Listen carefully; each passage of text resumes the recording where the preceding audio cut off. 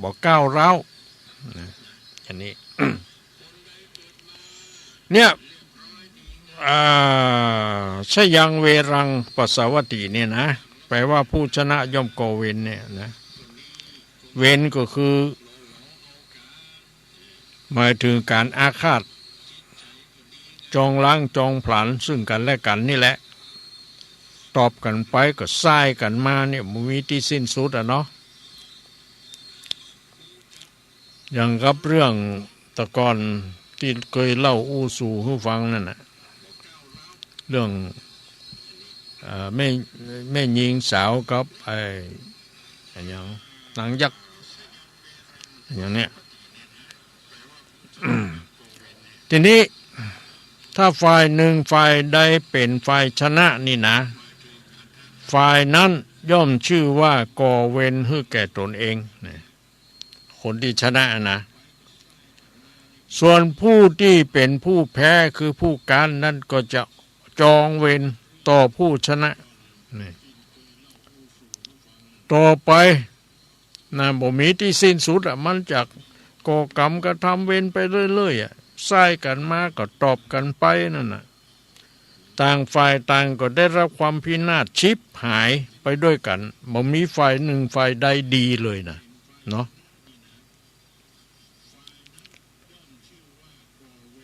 จะไปไหนก็ระแวงระมัดระวังตัวเองอยู่เสมอเนี่ยมันบ่มีความสุขอ่ะเนาะเป็นทุกข์นะไปเอวกันเอวงานก็บ่ดูตั้งเอวกันเอวงานเหลววกเหลวแวก ก็มาอ่านกลัวเขาลูกกุยมันจุดงอนบางทีมันไม่ใช่กันลูกกุยนะมันใส่สนับตัวเองบางทีเอามีดมาฟันหลังฟันแขนเขาจะเนี่ยเนาะเนี่ยผู้ที่ก่อกรรมกระทำเวรนี่นะมันเป็นผู้ที่หวาดระแวงไปทั่วเลยอยู่แบบไหนก็บ่ได้มันบ่ได้รับความสุขความสบายนะทีนี้ ถ้าทั้งสองฝ่ายนั่นต่างก็หันโต้ว่าทำอย่างนี้มันบ่ดีมันเป็นการก่อกรรมกระทำเวรทำกันไปก็ทำกันมาบ่มีความสุขมีแต่ความทุกข์ถ้าหากว่าเขาหันโต้อย่างอีแล้วเขาก็ลดละเลิกเหียด้วยการใจขันติธรรมนี่เอาธรรมะเข้าไป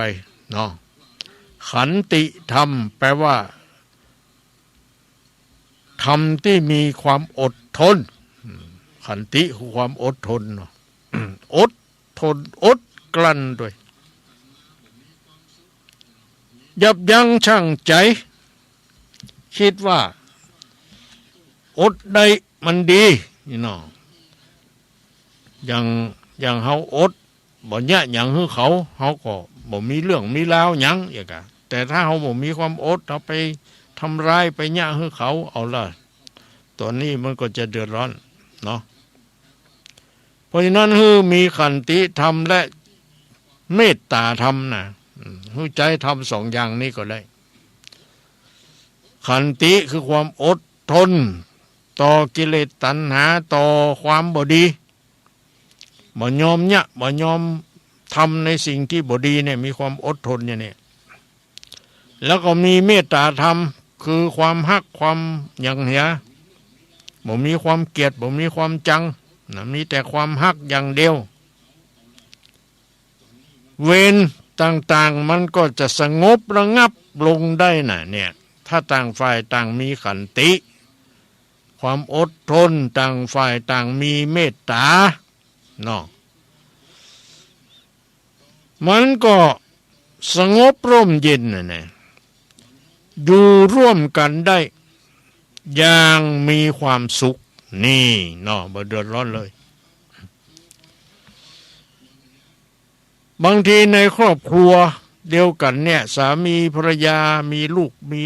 หลานมีอย่างอยู่ด้วยกันเป็นครอบครัวเนาะถ้าหากว่าบ่มีขันติธรรมกับเมตตาธรรมนี่นามันอยู่ด้วยกันบ่ยืดนะอยู่ด้วยกันบ่เมินย่อมอย่าล้างห่างกันไปอะนะเพราะบ่มีความอดทนต่อกันมีการกระทบกระทั่งอันอย่างเล็กน้อยก็ถือสาหาโทษกันมันยอมกันเนี่ยต่างคนต่างจะเอาชนะแล้วเอาชนะแล้วเป็นใด ใครให้รางวัล มีไผฮึ นะแพ้เป็นพระชนะเป็นมารจำอันนี้ไว้ดีๆแพ้เป็นพระนะหรือว่าการเนี่ยเป็นพระชนะเป็นมารมารคือล้างผ่านเนาะเนี่ยความสงบร่มเย็นจะเกิดขึ้นได้ภายในครอบครัวหนึ่งต้องมีขันติธรรมคือความอดทนอดกลั้นอดอ้อมต่อกิเลสตัณหาต่อสิ่งที่บดีแล้วก็มีเมตตาธรรมคือความฮักซึ่งกันและกันนะคนเราถ้ามันเกลียดกันมันจังกันนี่นะมันอยู่ด้วยกันถึงบ่ม่วนหรอกจังปู่เท่าเนี่ย สลิดอย่างพอกเนี่ยมันเยอะแยะก็เป็นเรื่องของเขาที่มันแสดงออกมาเนาะฝ่ายผัวบางทีก็จังหย่าเท่านี่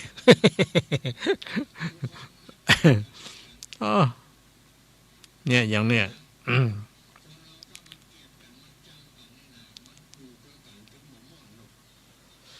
เอาเจ้าญาติโยมทั้งหลายลองกึศดูเนาะเดี๋ยวหาพระธรรมคำสอนนิดหน่อยหนึ่งนะแล้วเราก็จะได้แสงสว่างทางเดินของชีวิตนะเอาละเรื่องที่หนึ่งสยังเวรังปสวัตินี่ผู้ชนะย่อมก่อเวรนี่หูแล้วเนาะชนะอันยังก่อนชนะตัวเองก่อนชนะกิเลสตัณหาของตัวเองก่อนนี่เนาะถ้าเขาบ่ชนะตัวเองนี่เขาจะไปเอาชนะคนอื่นมันยากนี่เนาะนี่นะเอามาภาษิตข้อที่สองสัพพทานังธรรมทานังชินาติแปลว่าการฮือธรรมมะเนี่ยย่อมชนะการให้ทั้งปวงโอ้ตุลุงนี่ก็ชนะกันนี่เพราะฮือธรรมะนี่ เนาะ ไผจะมาชนะตุลุง ตุลุงฮือธรรมะแก่ญาติโยมตุลุงย่อมชนะ ชนะการให้ทั้งปวงนะเขาจะฮือครอบครัวฮืออันอย่างต่างๆยังบ่เต้าฮือธรรมะนี่เอาเงินมาแจกญาติโยมทั้งหลายคนร้อยยังบ่เต้าเอาธรรมะมาฮือญาติโยม นะญาติโยมบางคนตุลุงธรรมะมันจะกินได้ เงินเนี่ยกินได้เอาไปซื้อนั่นนี่ ก็ทุก แต่ถ้าเกิดพอดีๆนะการฮือทำนี่มันผูกจิตผูกใจกันผูกยังกันหรอมันก็ดีอะเนาะอย่างทานนี่นะการฮื้อนี่คือการฮื้อทานนะในที่นี้ก็หมายถึงการสละให้ด้วย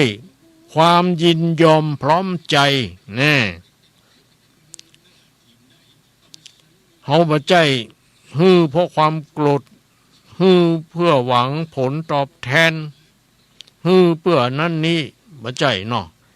เฮาฮือด้วยจิตใจที่บริสุทธิ์นะ ฮือเพื่อสงเคราะห์ฮือเพื่ออนุเคราะห์ก็ดีเนาะมันก็เป็นการฮือด้วยความยินยอมพร้อมใจที่จะฮือเต็มอกเต็มใจแล้วถึงฮือนี่เนาะฮือไปแล้วถึงบ่กินแดงแฝงไฟถึงบ่อะไรอาวรณ์นี่เนี่ยเปิ้นถึงเรียกว่าสละนะทานะแปลว่าการให้จาคะแปลว่าสละ เนาะ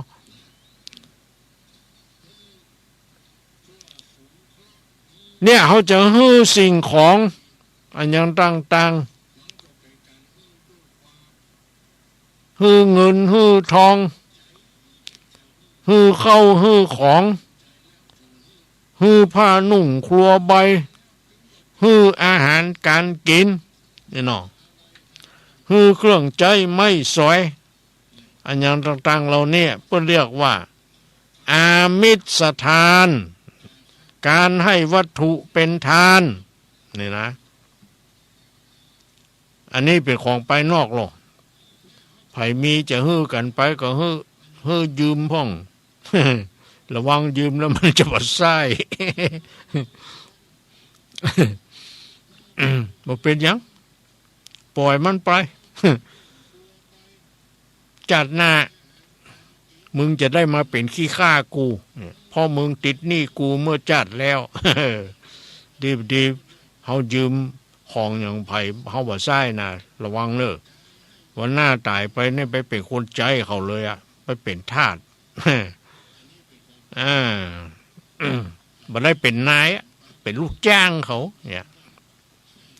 เพราะว่าเฮาเป็นหนี้มันเมื่อจัดก่อน เนาะ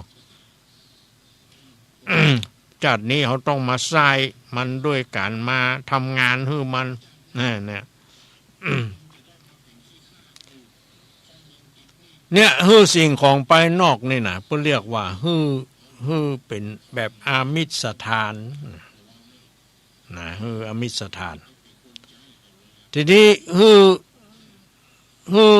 การฮื้อแถมยังคือฮื้อคุณงามความดีเรียกว่าธรรมทาน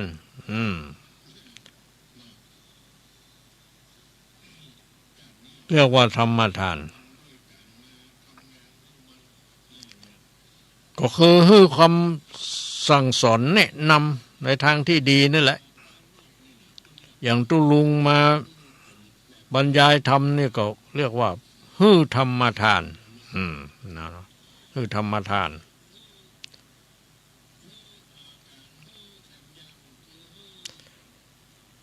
ก็เรียกว่าการที่จะฮื้อทานมีผลมากนั้นเนี่ยต้องประกอบไปด้วยหนึ่งผู้ให้และผู้รับมีใจบริสุทธิ์ทั้งสองฝ่ายนะผู้ฮื้อก็มีใจบริสุทธิ์สะอาดคิดที่จะฮื้อผู้รับก็รับด้วยความบริสุทธิ์รับไปแล้วจะเอาไปใจให้มันเป็นประโยชน์บ่ใจเอาไปใจในสิ่งที่ผิดนี่บ่ได้เนาะเนี่ยเปิ้นถึงเรียกว่าการฮื้อจะฮื้อดีจะฮื้อได้บุญจะฮื้อได้อานิสงส์จริงๆนั่นผู้ฮื้อก็ต้องเป็นผู้มีจิตใจที่บริสุทธิ์ผู้รับก็ต้องเป็นผู้ที่มีจิตใจบริสุทธิ์ที่จะรับนี่เนาะ ประการที่สองของที่นำมาฮื้อนั้นต้องได้มาโดยชอบธรรม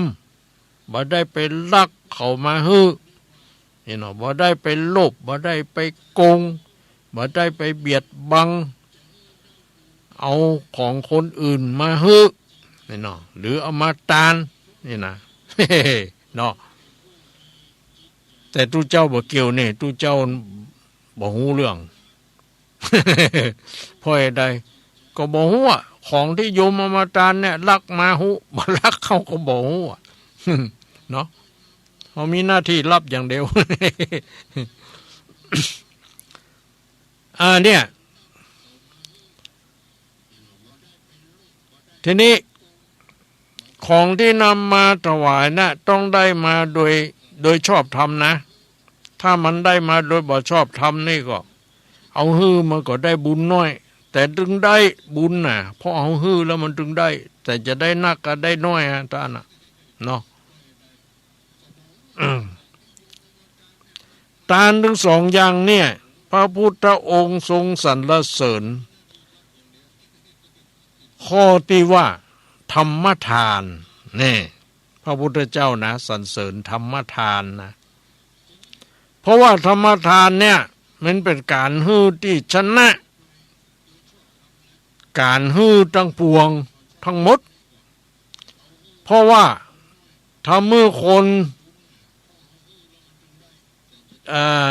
นดีได้อีกเนาะทำให้เป็นคนดีได้อย่างพระพุทธเจ้าโปรดองคุลิมานจนเนี่ย เป็นการให้ธรรมทานน่ะที่ยอดเยี่ยมอ่ะทำให้องคุลิมานจนกลับใจเป็นคนดีอ่ะเนาะเป็นคนดีได้เนี่ยได้เพิ่นถึงเรียกว่าการฮื้อธรรมะเป็นตาย่อมชนะการฮื้อทั้งปวงถ้าเอาทรัพย์สินเงินทองเครื่องใจไม่สวยฮื้อเขาก็เอาไปใจไปอย่างบางทีเขาก็บอกฮู้บุญฮู้คุณของเครื่องใจไม่สวยใจแบบบ่รักษาใจแบบบ่บูรณะอ่ะ เสียนิดเสียหน่อยเอาทิ้งเอาขว้างหน้าที่จะซ่อมแซมแปลงใจได้อยู่บัดเนี้ยซื้อไหม เนาะอย่างเนี้ย เพราะนั้นการฮื้ออามิตรฮื้อสิ่งของต่างๆนี่มั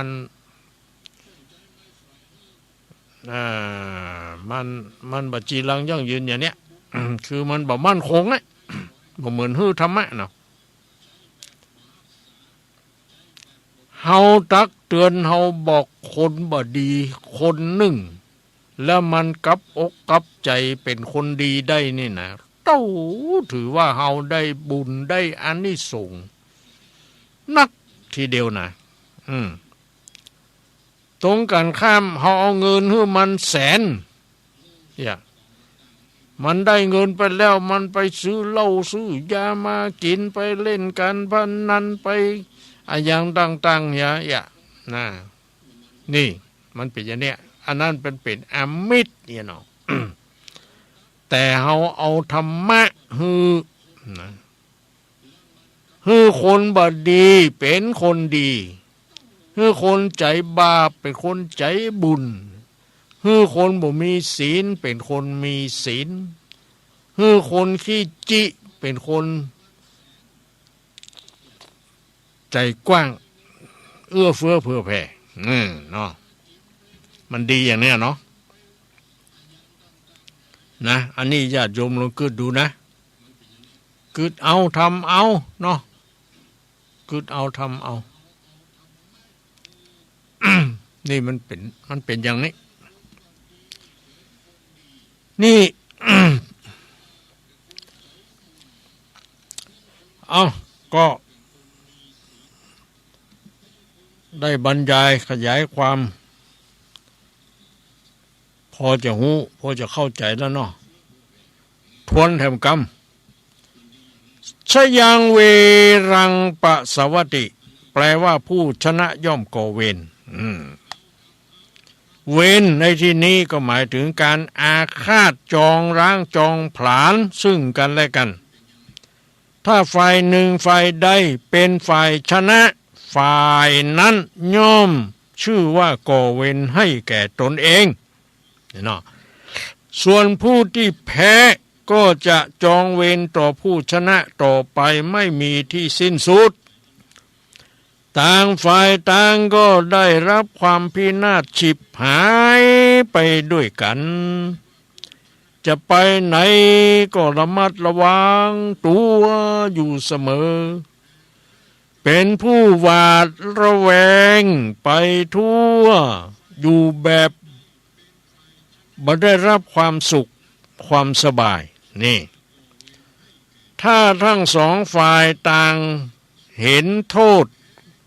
ของการจองเวรร้างผลาญกันแล้วมาประพฤติปฏิบัติดีต่อกันนี่นะหรือฝ่ายหนึ่งฝ่ายใดเห็นโทษแล้วสงบระงับเสียด้วยการใช้ขันติธรรมคือความอดทนและเมตตาธรรมคือความฮักเวรนั้นก็จะสงบระงับลงได้นะอันนี้ญาติโยมทั้งหลายจำไว้นะการที่จะระงับเวรจองล้างจองผ่านกันนั่นต้องใจธรรมะอันยังใจธรรมะขันติความอดทนนี่เนาะใจเมตตาธรรมความฮักซึ่งกันและกันเนี่ยเวรมันก็จบ เนาะเนี่ยก็จะอยู่ร่วมกันอย่างมีความสุขเนี่ยมันจะอยู่ร่วมกันอย่างมีความทุกข์ อย่าอี้บไหวเนาะต้องอยู่ร่วมกันอย่างมีความสุข เนาะมาภาษีข้อที่สองสัพพทานังธรรมทานังชินาตินี่เนาะการฮือทำนี่ย่อมชนะการฮือทั้งปวงทานในที่นี้ก็หมายถึงการสละฮือด้วยความยินยอมพร้อมใจทานอย่างสังเขปมีสองอย่างก็คืออามิสทานการให้วัตถุสิ่งของเป็นทานสองธรรมทานได้แก่การฮือธรรมะเป็นทานการไปอู้ไปจ๋าไปตักไปเตือนไปจี้จ้องบอกทางในทางที่ดีคือแก่เขาถ้าเขายอมรับนับไปประพฤติปฏิบัติแล้วเขาเป็นคนดีได้นั่นแหละคือธรรมทานเนี่ยเนาะเนี่ย การที่จะฮือทานมีผลมากนั่นเนี่ยเขาต้องประกอบไปด้วยหนึ่งทั้งผู้ให้และผู้รับนั้นมีจิตใจที่บริสุทธิ์บ่มีอย่างแอบแฝงเนาะสองของที่นำมาฮือนั้นได้มาโดยชอบธรรมบ่ได้ไปลักขโมยเขามาบ่ได้ไปทำผิดกฎหมายได้มาเนี่ยเช่นอย่างไปกล้าขายยาบ้า นะเนี่ยทานทั้งสองอย่างนั่นนี่อามิสทานทานสิ่งของก็ดีธรรมทานทานธรรมะก็ดีเนี่ยพระพุทธเจ้าท่านสรรเสริญข้อที่สองคือธรรมทานเพราะว่าการธรรมทานนั้นมันเป็นสิ่งที่เลิศกว่าอามิสทาน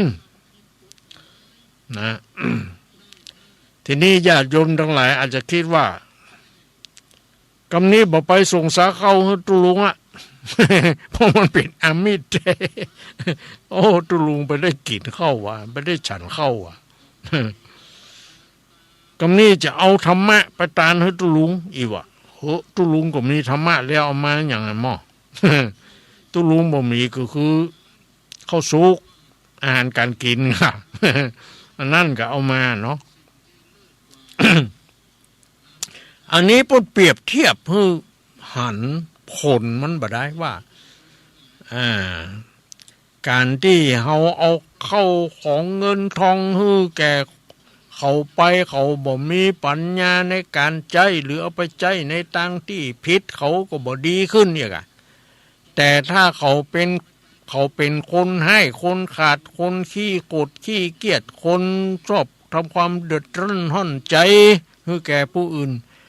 เขาเอาธรรมะไปฮื้อเขาฮื้อเขาศึกษาฮื้อเขาได้หูเขาก็ใจเย็นลงเขาก็เป็นคนดีได้เนาะอันเนี้ยมันดีอิ่มได้นะมันดีอย่างนี้เนี่ยพูดถึงเรื่องว่ามันดีคนละอย่างแต่อมิสทานมันก็ดีนะบ่ใช่บ่ดีนะแต่ธรรมทานนี่มันดีกว่าอีบ่ได้จะไปคิดว่าโอ้อมิสทานบ่ดีกำนี้บ่ไปวัดไปทำบุญอย่างสุยังโอ้บ่ใช่อันนั้นคิดผิด ก็ที่เขาไปนั่นก็คือเป็นการทำความดีเนาะนะอันนี้ก็พอเข้าใจเนาะเข้าใจต่อไปก็จะเล่าอย่างสักน้อยหนึ่งนี่ก็เรื่องนิทานนายเกวัตอีกเนาะยังมีเรื่องนายกวัตหรือเกวัตเนี่ยเรื่องหนึ่งความว่าเอโกเกวัตโตกิละดังได้ยินมามีนายพรานเบ็ดผู้หนึ่งชื่อว่าอริยะอยู่ในเมืองสาวัตถีวันหนึ่งนายอริยะพรานเบ็ดอยู่ภายนอกพระนครพระนครนั้นนะครั้งนั้นสมเด็จพระผู้มีพระภาคเจ้าก็พาเหล่าพี่ภิกษุทั้งหลายเนี่ยเข้าไปบิณฑบาตในเมืองสาวัตถีนี่น้องแล้วก็พาพระภิกษุกลับออกมาหั่นใส่นายอริยะเกวัตนี่นะนายอริยะเกวัตพรานคนเนี้ย มันหันพระพุทธเจ้ามันก็มีความละอายในใจนี่เพราะว่ามันกำเบ็ดอยู่นี่เนาะมันไปทำบาปมาไปกองเบ็ดมาเนาะสมปะใส่พระพุทธเจ้ากับทุกเจ้าเหลืองห้ามจะเนี่ย ส่วนไผ่มันจะมาอายเนาะน่ากับพอออกไม่ออกศรัทธาสมัยก่อนนี่นะถ้าเปิ้นแบกจำก็ดีเปิ้นกำเบ็ดกำยังเมื่อเวลามาปะใส่ตุใส่พระก็ดีนี่เปิ้นจะเว้นเนาะเปิ้นบ่ฮือหันนะเขาหาว่ามันแกนนี่ว่าความจริงบ่แกนมันอายคือตุคือพระเนาะเพราะว่ามันไปทำบาปนี่เนาะมันไม่ใช่ไปทำบุญน่ะมันก็เลยอายอะความจริงบ่เจ๊บ่แกนนะ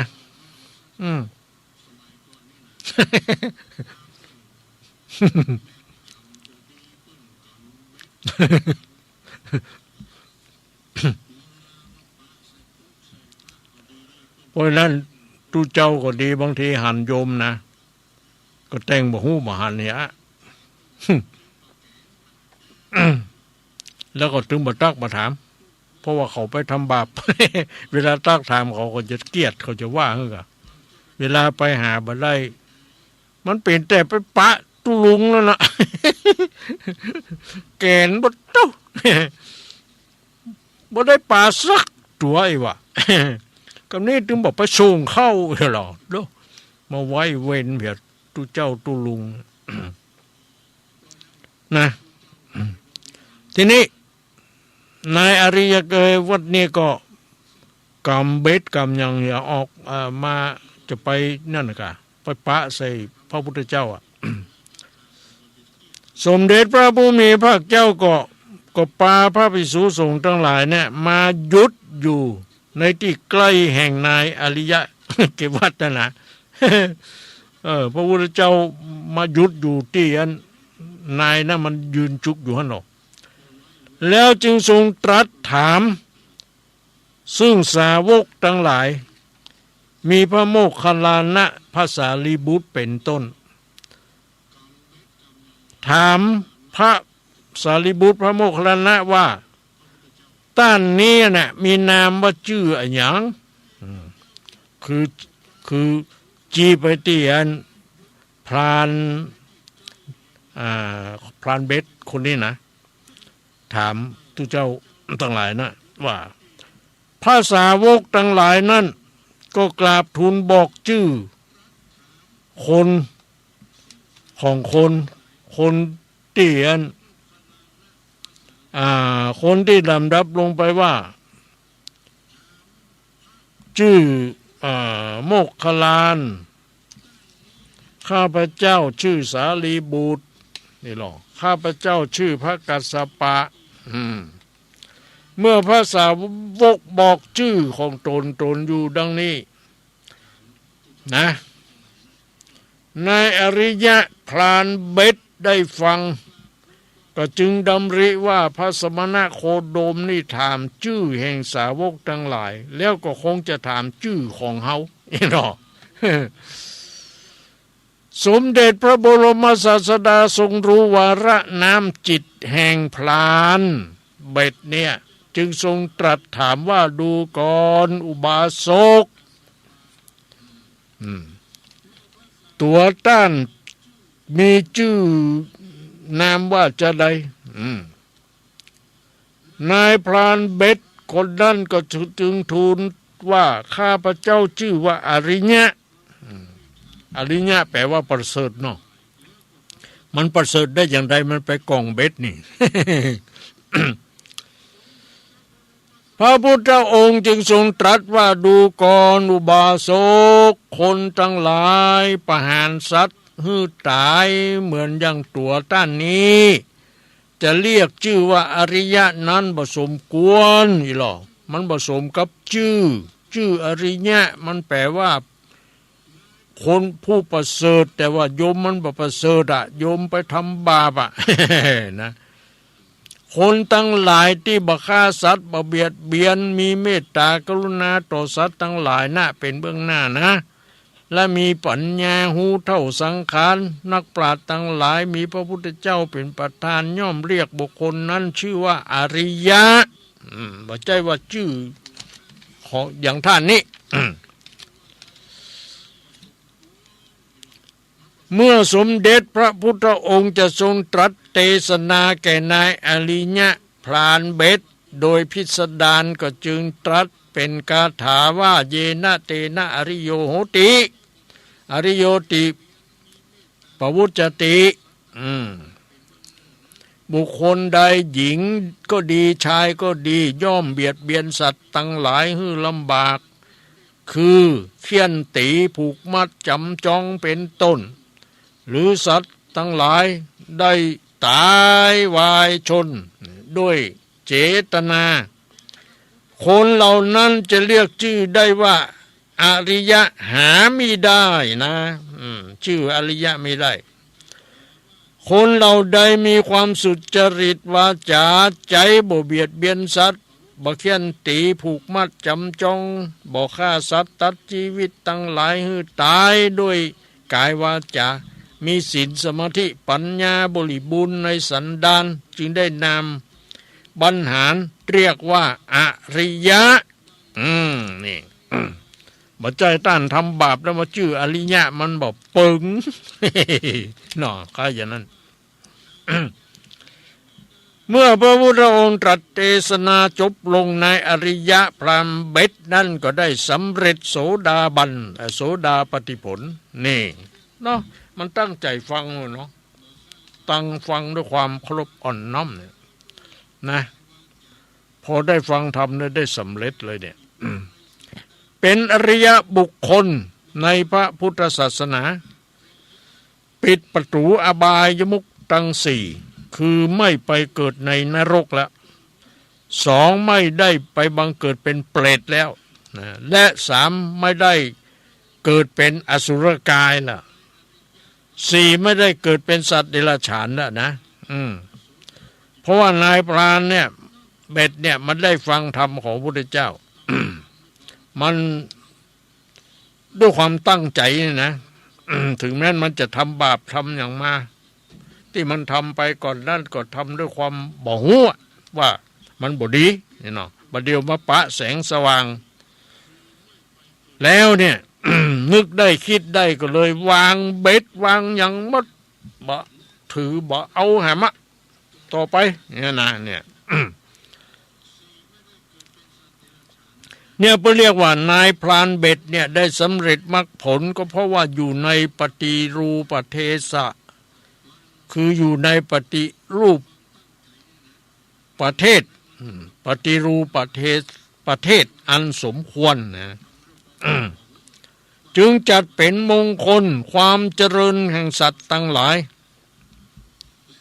นี่ อันเนี้ยเรื่องราวของปฏิรูปเทศวาโสนั่นน่ะที่ว่าอยู่ในประเทศอันสมควรเนี่ยที่ได้บรรยายมาเมื่อวันพักที่แล้วเนาะนี่เอามาบรรยายต่อนี่นะวันนี้บ่ได้เอาทำเมืองมาเทศ มีโยมโทรมาเหมือนกัน บอกว่าเขาได้ใครได้ยินทำแมวขนคำนี่กันเนาะ เขาก็พยายามเสาะพยายามอย่างไรมันบอกปะมันบอกมีก็เลยบอกเขาโยมไปว่าวันหน้าถ้าปะก่อนจะมาเทศให้ฟังถ้าบอกปะโลถ้าบอกปะก็คือไม่ได้เทศอ่ะ ก็มันบอกปะเนาะ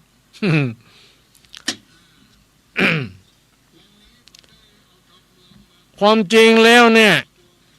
ทำปืนเมืองเหนือเรื่องต่างๆเนี่ยที่ตุลุงได้บอกไปว่ามันมีครบและมันบอกครบเนี่ยญาติโยมทั้งหลายอยากฟังทำเรื่องอย่างที่ตุลุง เอามาเสนอมาว่าให้ฟังนั่นแหละที่มันครบนะที่มันบักขาดหายนะ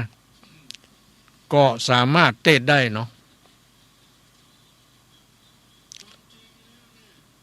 อย่างเรื่องอย่างนี้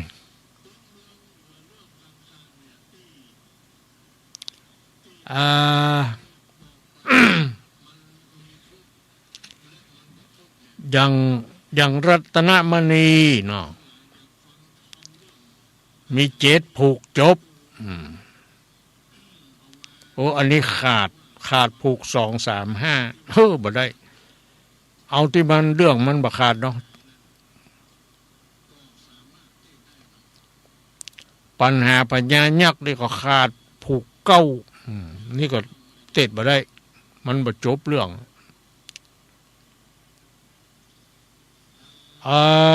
เรื่องที่มันครบจริงๆมันก็มีอยู่คือ8แหลงออกยอดมันเป็นได้อย่างได้หมูนะ8แหลงออกยอดมี7ผูกจบอันนี้มีครบกำพร้าเล็กในมี12ผูกจบอันนี้ครบอรินตุมนี่ก็มี7ผูกจบอันนี้ครบอยู่ นางปัปพตาเลี้ยงแม่อันนี้มี1 ถึง 5นี่มี5ผูกจบอันนี้มีพัทราชบัณฑิตอันนี้ก็มี5ผูกจบอันนี้มี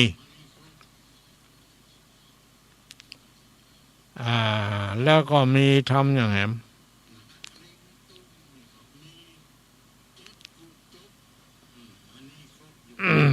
ม มีท่านะนอกนั้นที่มันครบนะนอกนั้นบอกครบแล้วก็ยังใส่ยังคัดบ่แล้วเด้อมีแต่หลายๆเรื่องอะว่าเรื่องใดที่มันมีอยู่เนาะที่มันครบนะวันหน้าก็จะได้มาบอกมากล่าวเพื่อแก่ญาติโยมทั้งหลายเนาะได้ยินได้ฟังกันต่อไปก็ดีนะฟังทำเรื่องมันเป็นเรื่องเป็นราวในอดีตนี่เนาะบางอย่างบางทีมันก็มีคติสอนใจอยู่เนาะ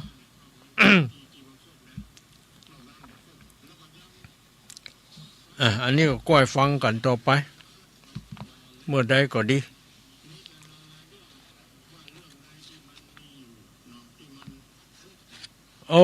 อันนี้ก็จะเข้าสู่หน้าหนาวแล้วพอดีวันนี้ฝนตกก็ยังเย็นจุ่มเย็นอยู่เนาะหน้าบุญเฮาเหมือนกันนะไปจังไห้ที่วัดห้วยปะกั้งมาถึงวัดฝนตกเลยทันทีดีมันบ่ห้ามหนทางก่อนบุญโธ่ มาถึงวัดสกรรมเนี่ยลงมาแล้วต่อมาเดียวกันดูเหมือนบัญญังด้วยนะอันนี้มันเป็นพายุอันยังหุเข้ามาจะตก3 วันก่อนนะเนี่ยแล้วก็มันจะเป็นฝนสั่งฟ้าต่อไปมันจะมาตกละมันจะเข้าหน้าหนาวนี่เนาะตามฤดูมันเนี่ยฤดูมี4 เดือนดูร้อนฤดูหนาวฤดูฝน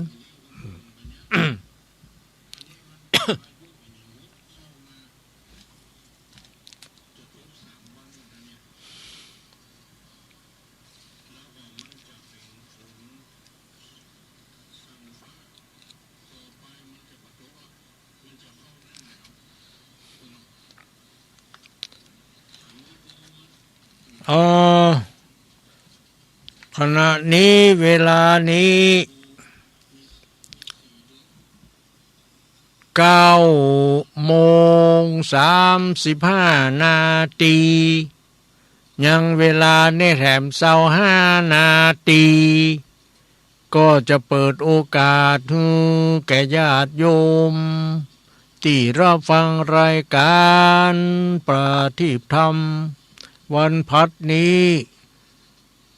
ได้โทรเข้ามาตุลุงก็จะรับนี่เนาะไผ่พร้อมแล้วว่าพร้อมแล้วพร้อมที่จะกดหมายเลข081993นี่เนาะ4074นี่0819934074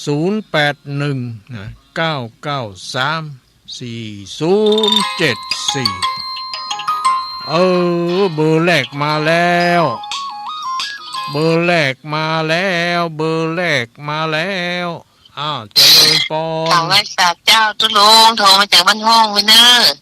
บ้านห้องลำปูนจ้าบ้านห้องสวนอยู่บ้านสายทองแม่สายทองแม่สายทอง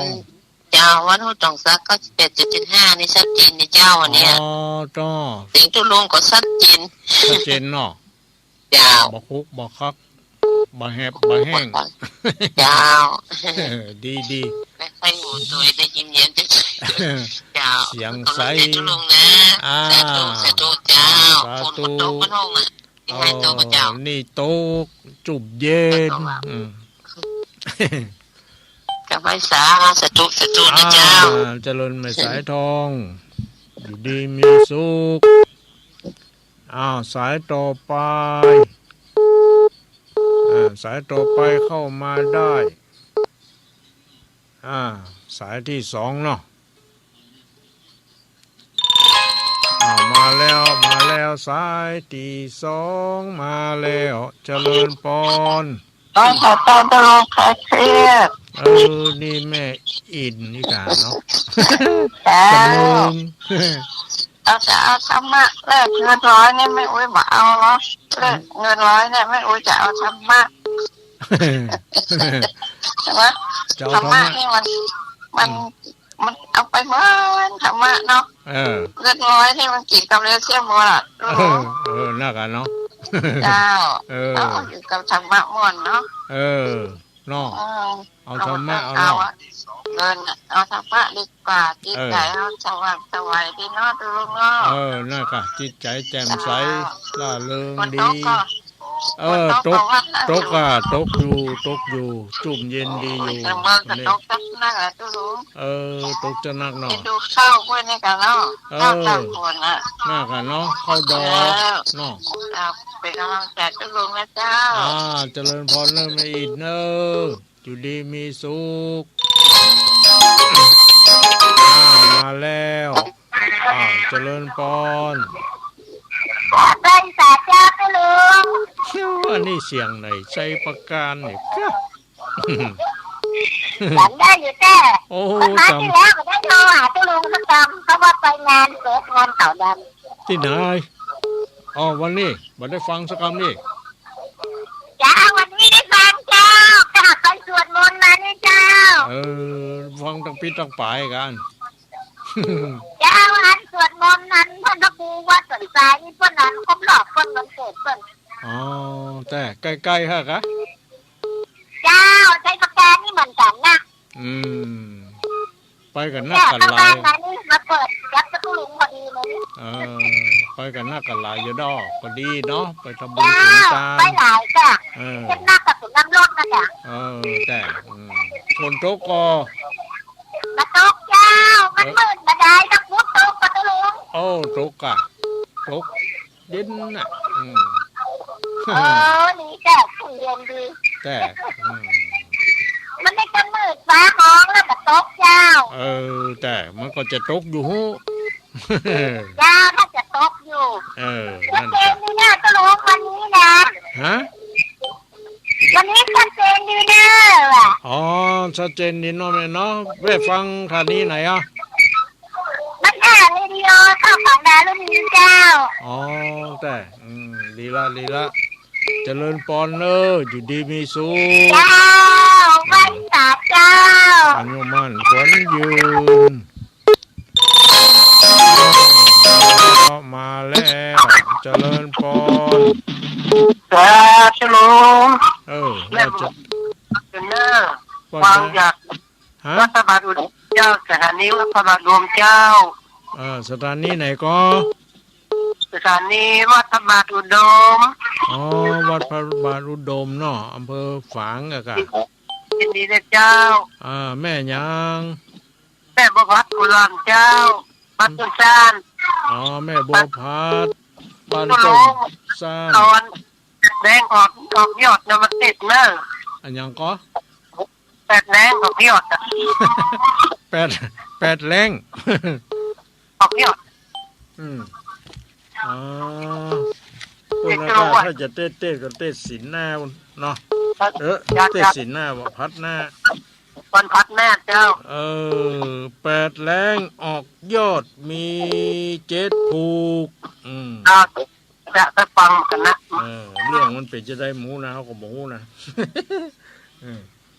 นี่มนต์ตัวว่ามาเทศคนนั้นเจ้า ได้เนาะ เจ้าว่าจารย์เจ้า อายุวันโนสุขังปาลังอยู่ดีมีสุข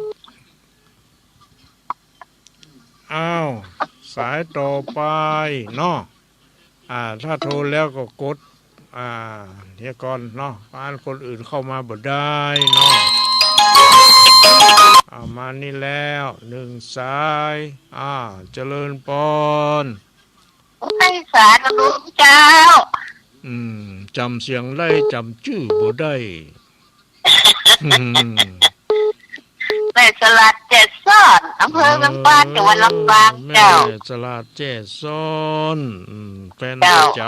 ำฟังอยู่แม่น้องฟังทางนี้ไหนฟังกุศลกุโอมาเจ้าฟังทางนี้ไหนฟังสถานีมันเป็นสถานีเจ็ดซ่อนเนาะเกิดเดือนนี่106ค่ะเจ้า อ๋อ106เนาะอืม เจ้า ฟังชัดเจนดีเนาะแม่เนาะ ฮะ ฟังชัดเจนดีเนาะแม่เนาะ เจ้าฟังชัดเจนดีเจ้าดีละ ตุลุงเอาชักตั้งเหือบ่เอาฮะตุลุงเอาคำเหือนี่สบายใจเนาะ สบายใจเอาคำเหือเอาชักตั้งเหือสักหมื่นกับเมาปัจจัย2 รางวัลก็เสี่ยงหมดกะธรรมะนี่ใจตลอดชีวิตอ่ะเจ้าเนาะเจ้ามันใจดีใจบ้านดีหม่อนใจดีเนี่ยสบายใจดีฟังธรรมนี่ตะกี้นี่เพิ่นมีธรรมอย่างก็2อย่างอ่ะ1มีความอย่างฮะ1มีความอย่างทำที่ฮือเกี้ยลืมไปแล้วกะทำอย่างจำมาได้เหรอฮือมีความอดทนอย่ามีความอดทนนั่นแหละเจ้าแล้วก็มีอย่างแหมข้อมีเมตตาความฮักนี่อยู่ด้วยกันสบายเนาะแม่เนาะเจ้าเจริญพรเลออายุวันโนสุขังภาลังอยู่ดีมีสุข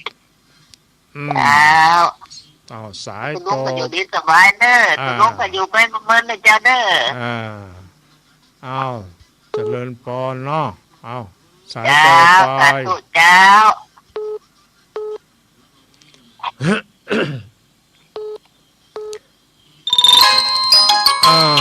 มาแล้ว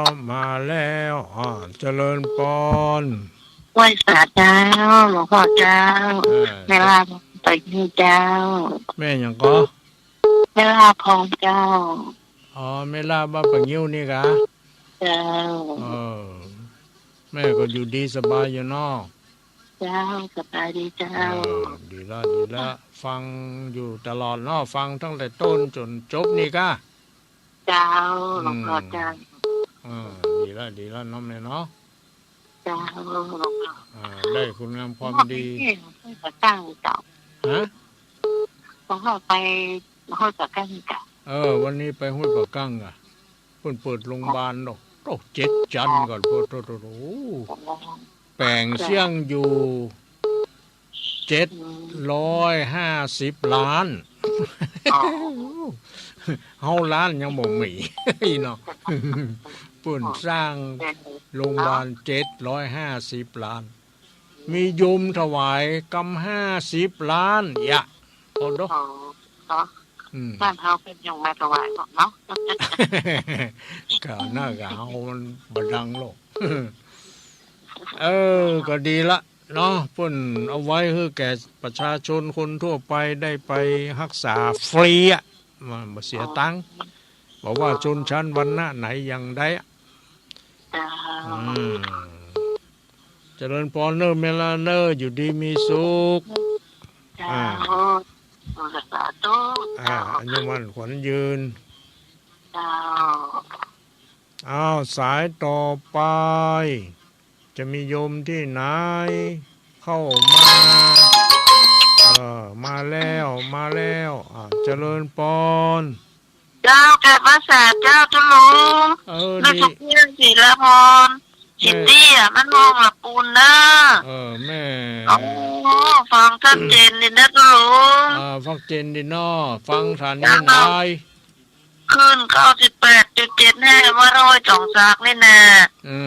ใกล้หันน้องแม่เนาะเจ้าชัดเจนดีนะทุลุงเจริญพรแม่สุแก้วเจ้ากับวิชานะติดตามทุลุงทุกวันทอดนะเจ้าเจริญพรเจ้ากับวิชาสาธุเจ้าสาธุอนุโมทามิมานี่อีก1 สายเจริญพรวิชาเจ้าทุลุงจังไรจ้าฮะไม่อยู่อำเภอลีบ้านบวกเจ้าแม่อยู่อีกอ่ะแม่อย่างก็แม่หลงอำเภอลีเนาะฟังโทรหาทุลุงจะเกียรู้อันกะมันจ จำเสียงได้ จำ จำ มา ชื่อ ได้ ไม่ได้ เสียงนี่พอจำได้อยู่ ชื่อมัน อเมรี่ด้วยกับเนี่ยมีบวกคนเดียวเนี่ยก็ แต่ที่ฟังกะ ฟังหลายอยู่กะฟังหลายเขาบรู น่ะก็มันแย่งกันโทรเนาะแม่เนาะบางทีเพิ่นก็ จ้าจ้า หูตาบดีเล็กก็พอบ่ชัด คนตกรู้มันทำเข้าเฝ้าหมดนะ ตกอยู่กะปุ้น ตกก้าดีว่าก็ตกเอา อันนี้ก็ตกวันนี้ก็จุ่มเย็นอยู่ วันนี้นี่มืดบ่ได้บ่ตกอยู่ว่าเข้าเปียกหมด เนาะยินดูแต่เนาะเข้า จ้าเอาทุกเอายากเอาเข้าปีนี่ดูรู้ แต่เนาะเข้าก็มันก็บ่แป้งอย่างนะเข้าก็ มื้อใดก็หมอละเอกอ่ะ จ้า อยู่ดีมีสุข ใจ เนอะ ลุงเด้อ อยู่ดีมีสุขอายุมั่นขวัญ จ้า ยืนเป็นลมโพลมไส้ของลูกหลานไปเมิน จ้าอายุ88ละเก่าละ คือมันร้อยปลายพุ่นอ้าวสายต่อไป มีโยมคนไหนจะเข้ามาเนาะ มาแล้วอ้าวเจริญปอน จะไปสาธุลุงเจ้า เจริญปอน จากไหนจ้า แม่สิคุณ ตัดที่ละ แม่ศรีกูลสันธุระ บ้านหนองลอง บ้านหนองล่องอำเภอ เมียง เมียงจังหวัดลำปาง เจ้า ฝนตกก็เจ้า ตกตกตะกี้ตกมาเย็นจุ่มเย็นอยู่ ดีนะหนาวมาหน่อยนะ แล้วปุ่นเราตกก็ โอ้ตกกะก็เอียนนี่ เดียมันลำปางส่วนมากมันฮ้อนนะ นั่นน่ะ เฮาไปก็เตือเฮาจึงไปบ่เมินไปบ้านน้องบ้านอย่างนี้นะ มันฮ้อนเนาะ มันฮ้อน วันนี้หนาววันนี้หนาว หนาวเนาะ หนาวแล้ว น่ากะ เป็นการนั้นใจตุลุงนะ เจริญปอนเนอะโยมเนอะโยมฟังสถานีนาย แล้วลุงเจ้า ของดารุณีคลื่นเท่าใด 101 101ฟังชัดเจนดีเนาะ เจ้า ดีละอายุวันโนสุขังพลังเด้อแม่เนอะอยู่ดีมีสุข ตุลุงก็หักษาสุขภาพเลย ได้เลยเจริญ จ้า พร เจ้า นี่มาจากลำปางมาแล้วเนาะต่อไปมีทางใดแถมพะเยามีกอ เมืองฝางก็มาแล้วชัยปราการก็มาแล้ว นี่ที่ไหนจ้าเจริญพร เจ้าภาษาเจ้า จากไหน ไม่สวยมันหนองเจ้า ฮะไหนก็ ไม่สวยมันหนองเจ้า แม่สวยอยู่บ้านหนอ เจ้า งนี่เนาะ อยู่มันหนองตำบลมะขอมเพิ่งปานเจ้า อยู่บ้านหนองตำบลมะขออำเภอเมืองปานจังหวัด จังหวัด ลำ ลำปา ปาง ง นี่ละเจ้า จังหวัดลำปางนั่นแหละเนาะ เจ้า ฝนตกก็ ฟังอยู่ในเจ้าเด้อตกอยู่เจ้าตกน้อยๆน่ะ ดีละเนาะแม่เนาะ เจ้าเย็นดีเจ้า เย็นดีเนาะแม่เนาะฟัง เจ้า ชัดเจ เป็น นดี กำลัง เนาะ ใจให้แม่เจ้าเด้อ เจริญปอนเนอร์แม่เนอร์อยู่ดีมีสุข เจ้าสาธุสาธุ อายุมันขวัญยืนลำปางนี่มานักนะ เจ้า ยังที่ไหน ฟังอยู่ในมันก้นตันเลยเจ้า ก็มาตันบ่ได้เนาะแม่เนาะมันซ้อนกัน เจ้า เป็นหยัง เจ้า มันกดเด้อ มันติดกรรม ฟังหรือพวกแปด อ้าวสายต่อไปเนาะมีไหม เจ้า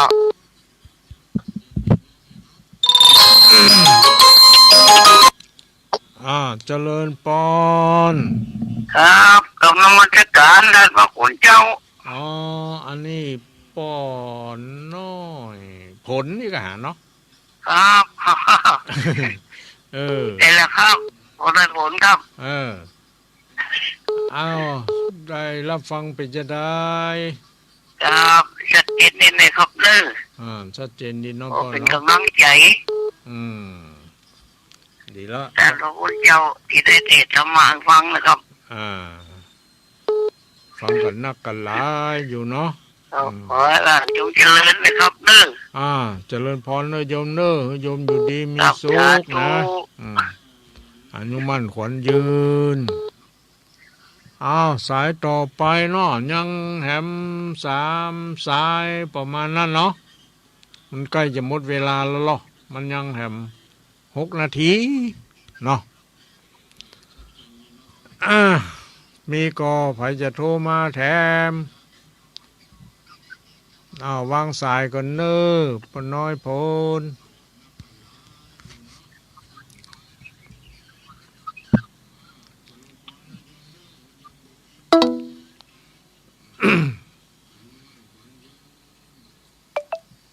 รายการที่ท่านรับฟังนี้ก็เป็นรายการปฏิบัติธรรมวันพฤหัสบดีเนาะ